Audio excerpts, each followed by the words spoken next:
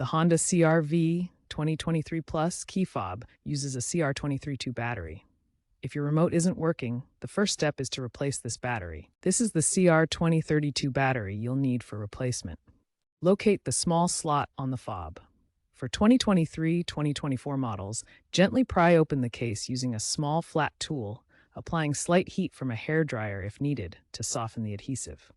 The 2025 models have a tool-free, snap-in design. Once open, remove the old battery, noting the positive side up, and insert the new CR2032 battery in the same orientation. Close the case securely and test the remote functions. If your Honda CR-V key fob still doesn't work after replacing the battery, start with a simple reset.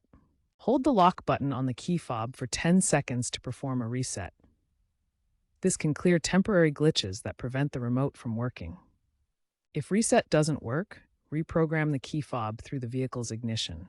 Turn the ignition to the on position without starting the engine, then press the lock and unlock buttons on the fob together.